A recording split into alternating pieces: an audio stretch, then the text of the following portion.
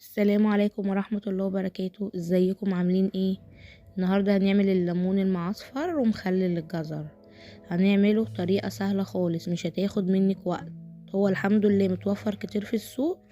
هنجيبه ونعمله. تعالوا نشوف مكوناته هنعمل ايه. عندنا هنا ليمون، فلفل حامي، جزر مبشور، عصفر، حبة البركة، وملح، وعصير ليمون. هنا نجيب بولة فاضية، ننزل بالعصفر، ننزل بحبة البركة، ننزل بنص كوب ملح، ننزل بعصير ليمون،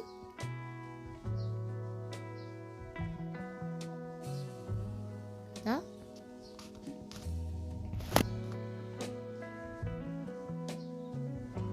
الطريقة دي هنقلبه كده. ننزل بحبة من الزيت، نقلبه كويس. هنا بقى هنبقى فاتحين الليمونة زائد من على الوش كده، نحشيه بالطريقة دي كده. الطريقة دي هتعجبكم ان شاء الله. بصوا كده، حلوة قوي. بصوا المنظر. كل سنة وانتم طيبين بقى يا حبايبي. طبعا لازم نعمل تخليل رمضان. الطريقة دي هتعجبكم، اعملوها ان شاء الله، مش هتاخد معاكم وقت خالص.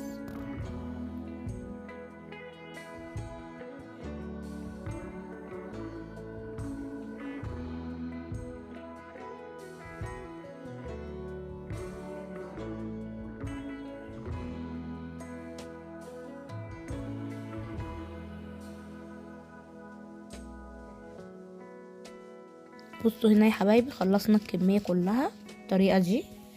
هنا عندنا البولة، ننزل فيها بالعصير الليمون وملح وزيت، ونقلبهم كويس مع بعض.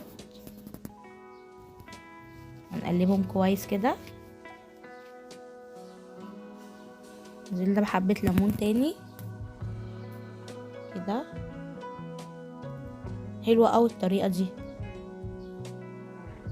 بصوا كده، هنا عندنا برطمان،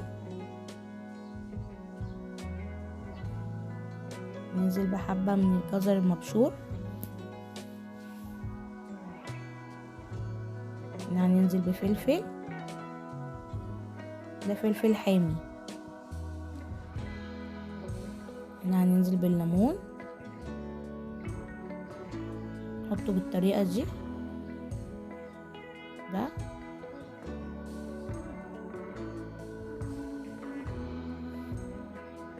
ده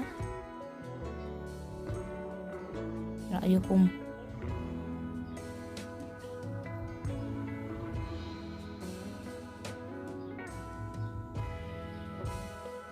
هنا هنفضل نرص كده بالطريقة دي كده.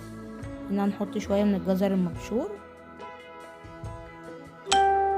ده.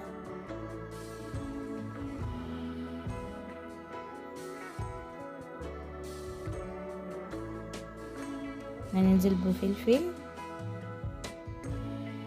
نحط تاني ليمون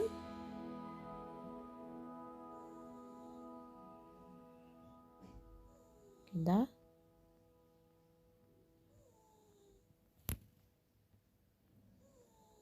نحط برضو الجزر مبشور الطريقة دي. وهنا هنحط كده الليمون، الخلطة اللي عملناها. هنا هنحط دوت قشر الليمون، هنحطه على الوش الطريقة ديت. ده القشر بتاع الليمون، لازم نحطه على وش البرطمان كده. ديت مية سخنة مغلية، بس احنا بنسيبها تبرد شوية. هنا نزلنا بيها، نحط كده على الوش زيت. مفيش اي حاجة وحشة تيجي على وش البرطمان كده. ايه رأيكم؟ بصوا شكله، ايه رأيكم يا حبايبي؟ حلو بجد. هنا عندنا كيس لازم نغطيه هنا كويس كده بالطريقة ديت. بصوا كده، ايه رأيكم؟ ايه رأيكم بقى يا حبايبي؟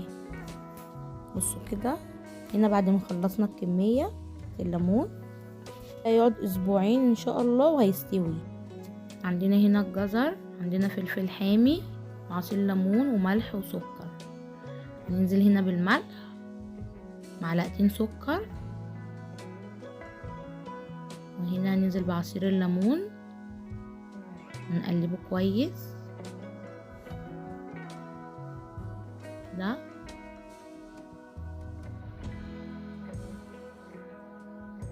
هنا هننزل بمية سخنة مغلية،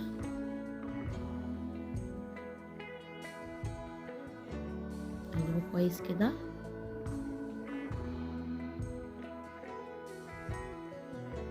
هنا هننزل هنا عندنا برطمان، هننزل بالجزر، ده كيلو من الجزر. بصوا كده،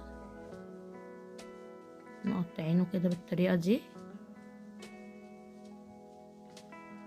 كده.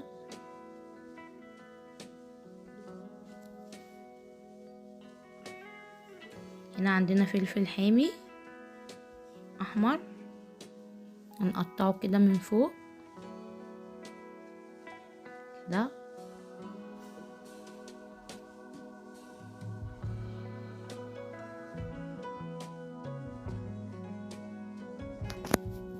كده بص المنظر.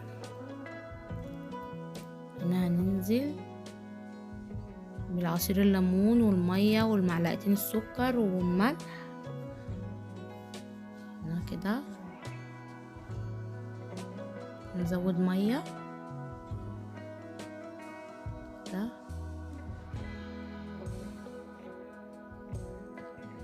ايه رأيك؟